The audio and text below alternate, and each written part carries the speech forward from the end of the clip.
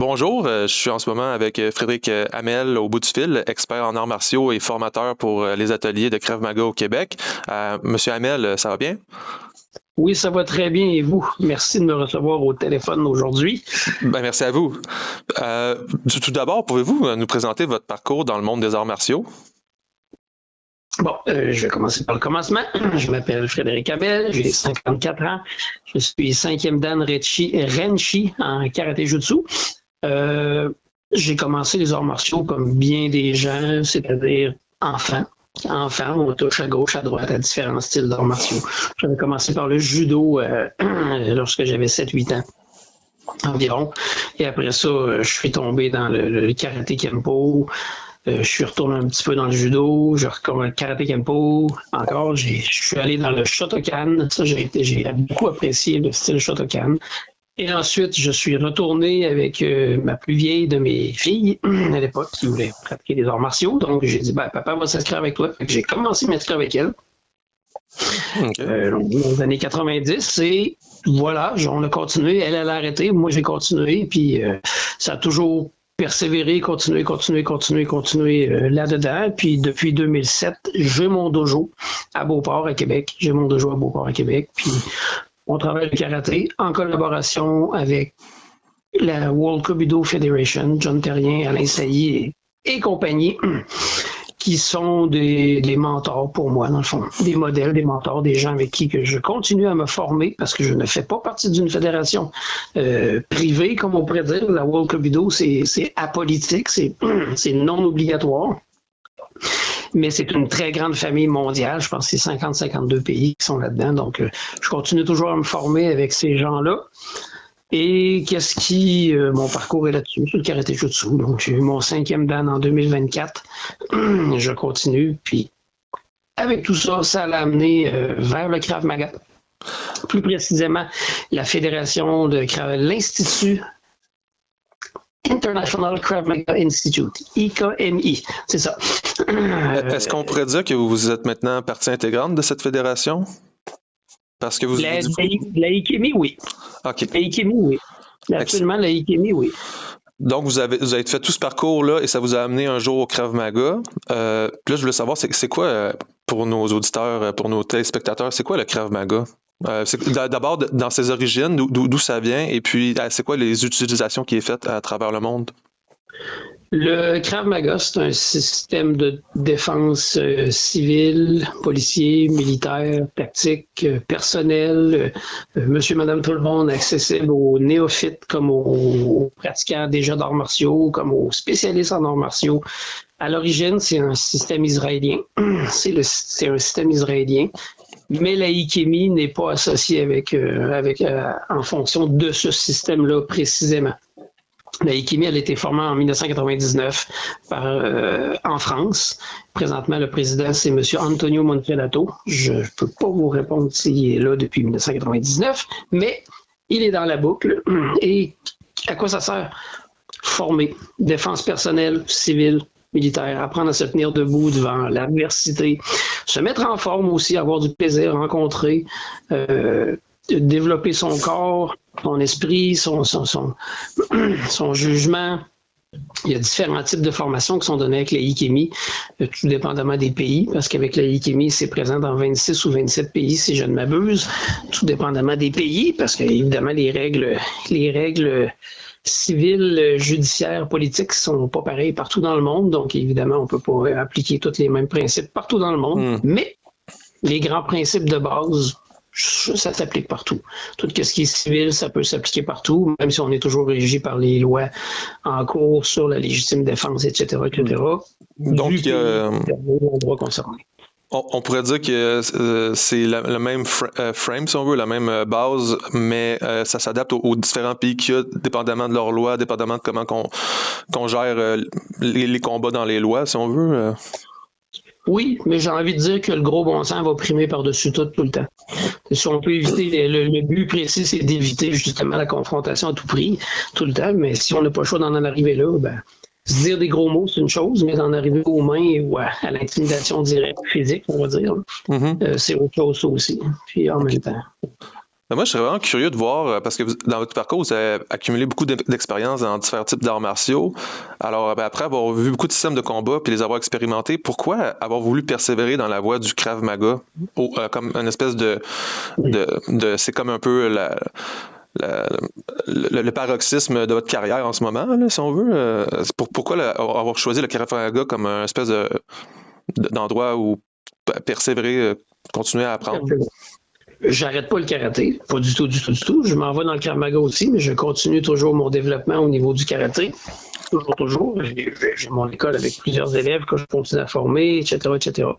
Le Krav Maga en est venu là parce que mon style de karaté que je pratique depuis plusieurs décennies maintenant se rapproche beaucoup du Krav Maga. Énormément du Krav Maga sur certains aspects. Vu que mon style de karaté, je ne suis pas dans une tradition ancestrale des styles qui sont centenaires de karaté, je suis beaucoup dans le développement en continu toujours, avec les nouvelles techniques, les nouvelles méthodes, avec des nouveaux katas, des nouvelles approches et tout.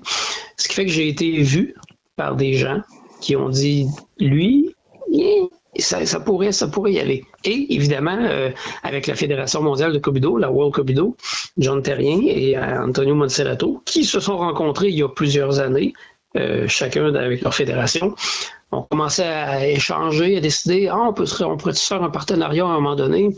On pourrait-tu approcher le marché canadien, le marché nord-américain avec la Ikemi?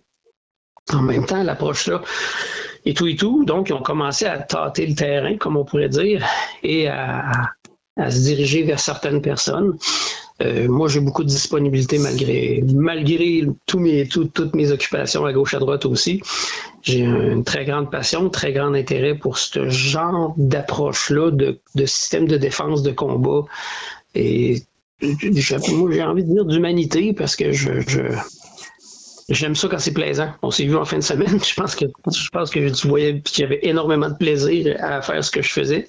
Oui, on n'était pas dans la discipline martiale, mais plus dans la convivialité, en effet. C'est ça. Je suis capable d'aller dans la discipline martiale, mais c'est pas intéressant pour personne. Je veux dire, on le fait, on travaille bien, on travaille fort, mais il faut avoir du plaisir à faire ce qu'on fait. Ça, c'est important que ce soit dans n'importe quoi. Ça, on s'entend, là. En même temps. Donc, puis avec le Krav Maga, c'est pareil. Puis vu que ça s'adresse autant à des civils qui ne connaissent pas ça du tout, que des gens d'arts martiaux. Il y a des gens d'arts martiaux qui ont des réflexes de karaté, des réflexes d'aïkido, des réflexes de taekwondo, des réflexes de jujitsu, etc., mais qui n'ont pas les réflexes de Krav Maga.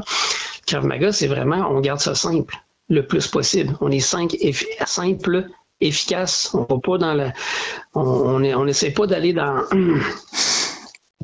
l'art visuel, là, d'espèce de la beauté là, absolue. Là. Non, on vise l'efficacité. C'est sûr que quand c'est bien fait par des experts, c'est beau à voir aller aussi. Là. Je veux dire, mais on vise, tu te promènes dans la rue avec ton trench coat qui descend jusqu'aux genoux, ton petit sac à dos, ta caméra, t'es pas en uniforme de karaté. Là. Fait que tu peux pas être nécessairement tout bien placé, tout souple dans tes mouvements et tout, donc il faut que tu sois capable d'intervenir, peu importe la situation, comment t'es à ce moment-là qui arrive. Mm-hmm. Donc, ça devient intéressant, puis il faut s'adapter. Voilà. Justement, là, j'avais noté que dans l'atelier, c'était surtout des présentations courtes et simples entre entraîneurs pour que les élèves voient ce qu'il y a à faire. Puis après ça, ils vont tout de suite se mettre à en pratiquer ces mouvements-là et non pas faire des mouvements parfaits, mais s'adapter à la situation. Donc, je me demandais, vu que ça a l'air un peu plus lousse, où est-ce qu'on laisse les gens venir avec leur bagage qu'ils peuvent utiliser eux-mêmes dans d'autres arts martiaux, est-ce qu'il est plus facile d'initier des gens au Krav Maga que d'autres styles d'arts martiaux, on pourrait dire? Non. Non. Okay. Je pense que ça dépend un peu de la personne qui vient assister à l'ouverture à la nouveauté, au changement, à la découverte de la personne qui vient assister au stage, à la formation. Des cours, que ce soit des cours de karaté ou d'autres styles d'art martial précisément, quand on fait ça sur une formule de stage ou de convention, c'est jamais la même chose qu'un cours vraiment précis qui suit un programme avec des objectifs à atteindre précis, etc., etc.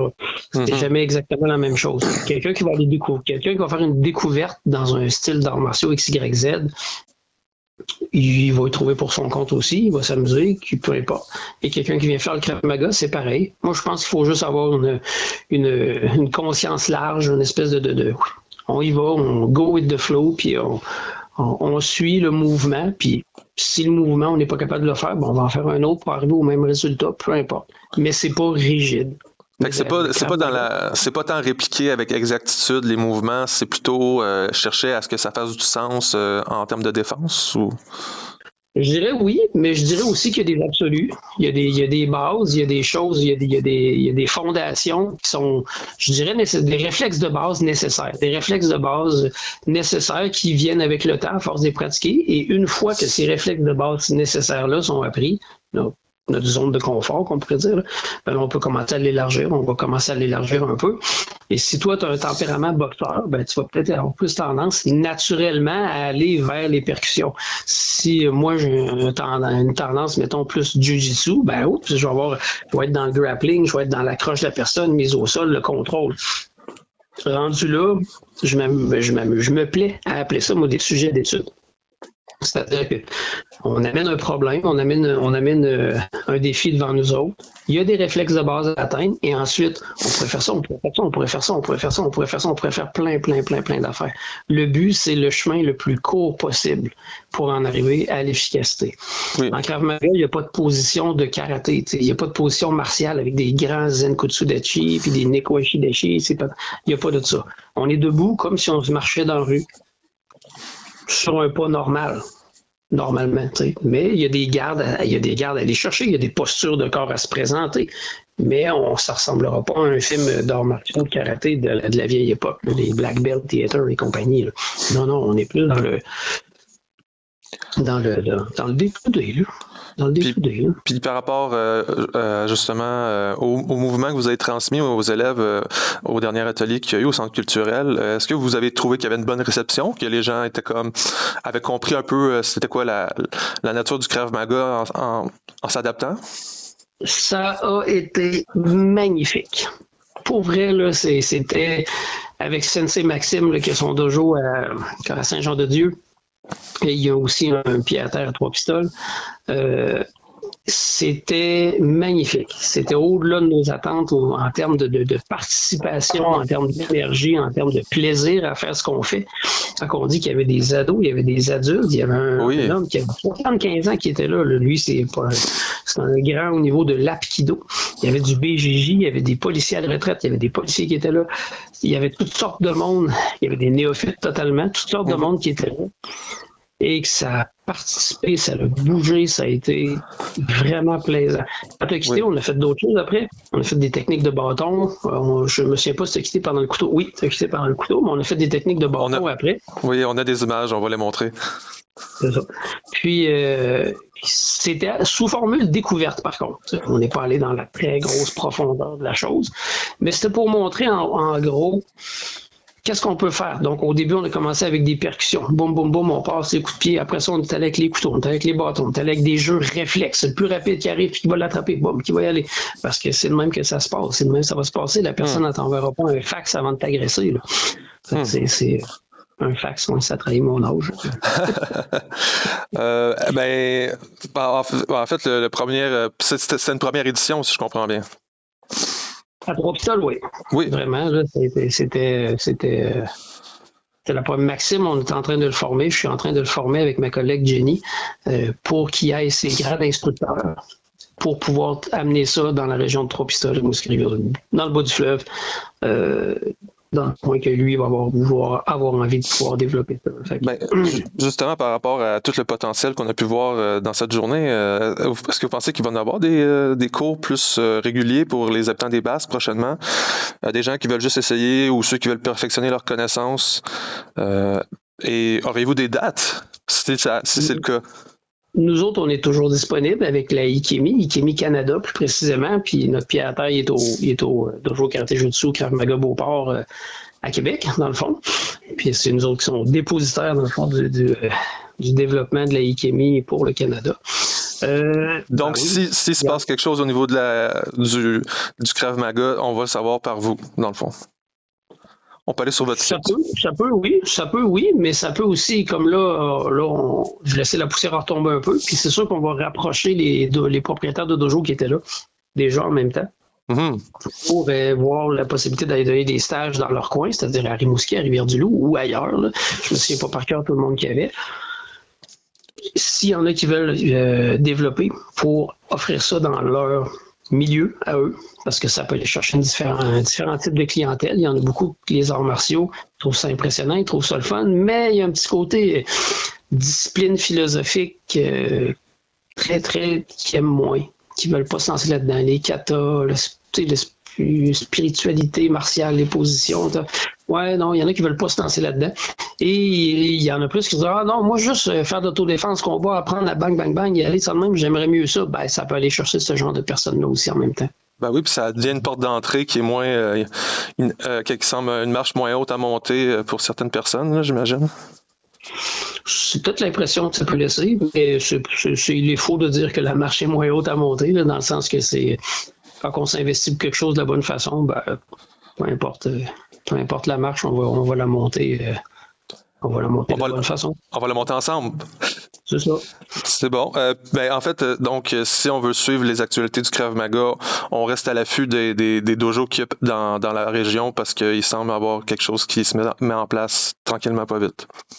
Exactement. Ça se met en place tranquillement, pas vite dans votre région. Ça va passer par Maxime Ouellette, fort probablement.